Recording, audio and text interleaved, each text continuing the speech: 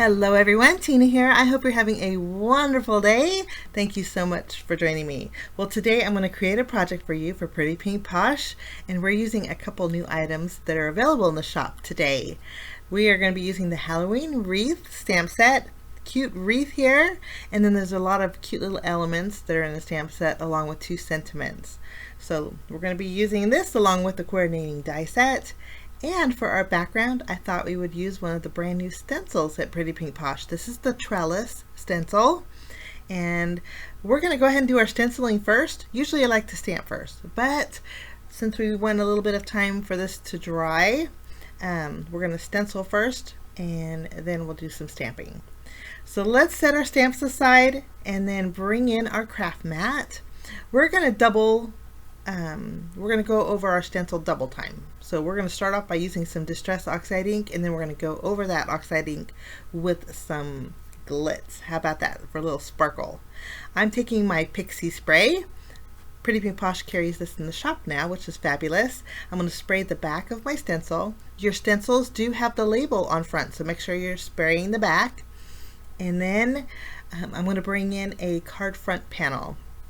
It measures 4 1/4 by 5 1/2 inches. We're just going to add our stencil over the top. If you're unfamiliar with Pixie spray, it leaves a low tackiness behind your stencils, repositionable tackiness. This way it adheres to your panel. You don't have to use tape, and it's not going to shift. So it's pretty good stuff. I'm going to go over my stencil with my Distress Oxide ink. This is black soot. And we're just going to basically cover the entire stencil. If you have a blending brush, you could use that, but today I'm going to be using my blending tool, and it just glides over the stencil beautifully. And this trellis stencil is nice because there's little polka dots on there too. Kind of gives it a dainty look. So a playful, dainty look. So once we have our black soot over our entire background, leave your stencil on there, bring in a towel, and go over and wipe off all that extra black soot that's laying on top of your stencil. We don't need that on there, but we do need the stencil to stay put in its original place. So that's why I'm not removing it just yet. Now we're going to bring in some sparkle with some Gina K Glitz Glitter Gel. This is white, and first time I've used it, so I'm going to use my spatula here and just mix it up. And then we're going to go over our entire background, adding some sparkle. Now it's going to take my black soot from being black, it's going to bring it to a charcoal gray color, and I kind of like that. So it kind of softens it from being that harsh black. I'm just evenly spreading it out, wiping away all the excess with my spatula, and then we're going to do a fun reveal. And I love the way this turned out. So our background is good to go. It does need to dry. I'll use my finger and go along the edge just to clean up the edges. We're going to use the entire card front for our card base. I love the dimension that the Glitz Glitter Gel gives, and I also like the sparkle that it adds. Now that that's drying, we're going to bring in our stamp set. This is the Halloween Wreath. We're going to bring in our mini Misty and a piece of alcohol marker friendly cardstock and place our images on top of it. We're going to use the wreath and then also the spider in the stamp set. But there's a lot of fun elements that are larger that coordinate with the wreath, but they're slightly larger, which is nice for little accent pieces. I'm going to go ahead and ink up my wreath and my spider with my Memento Tuxedo Black ink. It's alcohol marker friendly. We're going to color in our image today with Copic markers, and I did leave the coloring in. I will list the caps of the colors that I used to color in my image, and then I did speed up the video too. But after we have this stamped, I'll remove my wreath, but I'm going to reposition my spider. I want to actually color in 3 spiders, so I'll stamp this one more time, and we're going to do some coloring. So let's take this out of the Misty. I'm going to play some music, guys, while I color, and then when I'm done coloring, I will catch you back.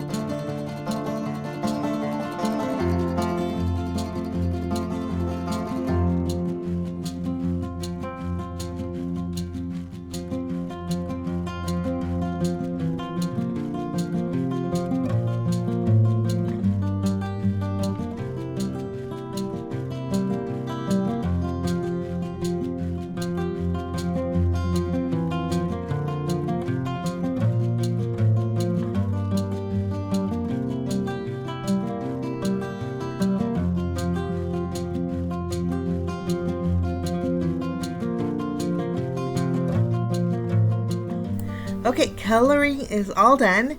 Now I had a problem with the blues. The blues was throwing my Halloween colors off, so I tried to change it over to a green. You can see me at the very end trying to change that larger candy.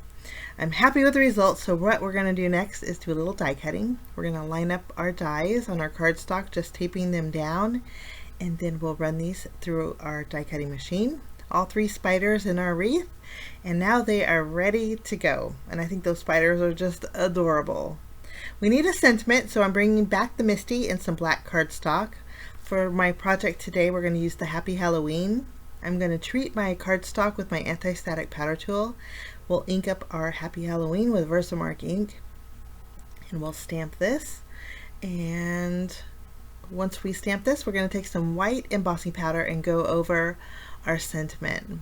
We're just going to spoon it over, and I don't think I did a very good job with my anti-static powder tool because there was a lot of embossing powder strays in my sentiment, and I didn't like it. So what we're going to do is do a redo. I'm going to place this back in there, and if you're wondering how my black cardstock is sticking without the magnet, is I put a little bit of adhesive with my dot rutter behind it so it sticks to my mouse pad there. It just makes it easier and the magnet doesn't get in the way. Now, after I did my redo, I added more embossing powder. Now we're going to use our heat gun and melt it, and then we have a nice Happy Halloween that's bright white against that black background. I'm going to remove my embossing powder and my anti-static powder tool, and then we'll bring in our paper trimmer and trim down our sentiment. We'll trim one side, and I'm going to flip it around just so it's nice and even, and we're going to leave it in a strip because I wasn't sure originally what side I should fishtail the end of, and I wasn't sure if I was going to go with the left or the right, but I think we're going to end up trimming a fishtail with some scissors on the right side. So let's bring that in, and we're going to just create a V basically. I'm going to remove, sometimes you don't want to remove that powder until your embossed sentiment is completely cool, because I've smeared it before while it was still warm. Okay, we fishtailed the right end, and now we are going to do a little bit more die cutting using a die set from Pretty Pink Posh and some white cardstock. The die set we're using is the Scalloped frame die set. There's 2 frames in here. I'm taking the smaller one, and I'm going to run this through my die cutting machine, and I'm also going to trim down a piece of cardstock that is a little bit smaller than the outside rectangle line of my frame. I went ahead and added very thin strips of foam adhesive behind my frame, and we are going to layer this over our background, kind of creating a nice picture frame look. I love picture frames. Now we're going to take our wreath, and I'm going to add adhesive to the left and to the right behind my wreath, and this way it'll tack down to the edges of my frame that are already popped up. This would be a nice little shaker card too. You could easily turn this into a shaker background. I added foam adhesive behind my sentiment and also behind each one of my little spiders. We're just going to remove the release paper from our sentiment, and I am going to place this on the inside of my frame, not going all the way to the edge of it, but we'll add that. And then I'm going to bring in some black twine. We're going to double it up and create a bow for kind of emulating a tag for our sentiment. I like doing this, and we'll just double it up and tie a bow. I'm going to use a glue dot to adhere this to the very edge of my sentiment, and I think that's going to work out good. We'll just tack that down. Now I'm going to remove the release paper from my little spiders. We're going to add one. We're going to put 2 on the knot, around the knot area of our bow, and then 1 we're going to add just below our sentiment down here, just kind of evening out our dimension. We're going to put this one directly on the knot of our bow, and those spiders are so sweet. Okay, so after we have this done, I'm going to flip my panel over, and we're going to add some tape behind it, and then this is going to go on our stenciled background. I already adhered it to an A2 size card base, so it's a top folding card base and it fits perfectly, and I love the way this looks. Now all we have to do is add some bells and whistles. I'm using my glossy accents, and we're going to add a little dimension and shine to our spiders, and then we're also going to bring in a little sparkle with some diamond stickles. Diamond stickles has an iridescent tint to it, and I think it's the perfect amount of sparkle to go around the swirl on our candy. And then we're also going to sparkle up the stars that are in our wreath. Just going to add a little glitter here and there, and then that finishes off my card for today, guys. I hope you enjoyed my project. If you guys haven't had a chance to check out the August 2021 release, I encourage you to do so. There's some fun stuff in the release, and the shop is listed down below if you want to check it out. Have a wonderful day. I thank you so much for joining me, and we will see you again real soon, guys. Bye-bye.